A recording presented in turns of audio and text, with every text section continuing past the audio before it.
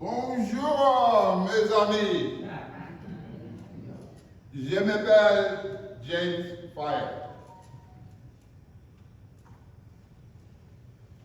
Appris à parler et lire français comme petit garçon.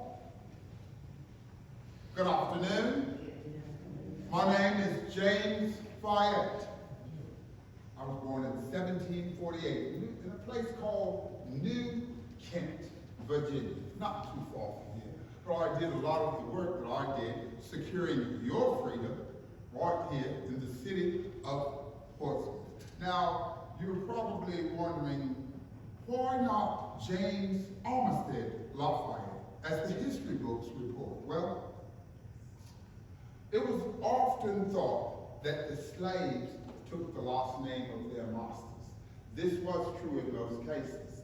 But in some other cases, we chose the name of someone who was very influential in our lives, or someone who we had a certain affection to. In my case, when I became a free man, I chose the name Fayette, a name associated with a man I had great affection for. Why not Lafayette, as the history books report? Well, we'll get back to that a little bit later.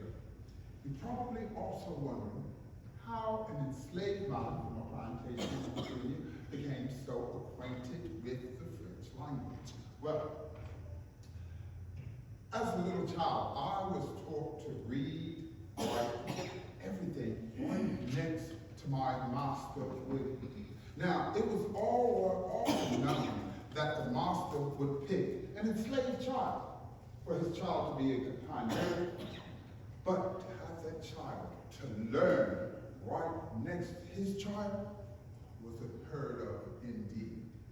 But this learning to speak this language of French would prepare me for my role as the Marquis de Lafayette's spy. After all, who would suspect any communication in French would have been written by the hand of an enslaved?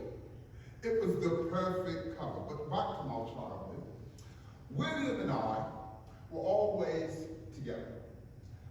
When I was a little boy, I was chosen as as what is known as a body servant. Now, a body servant is nothing more than a butler. And that's what my role was. But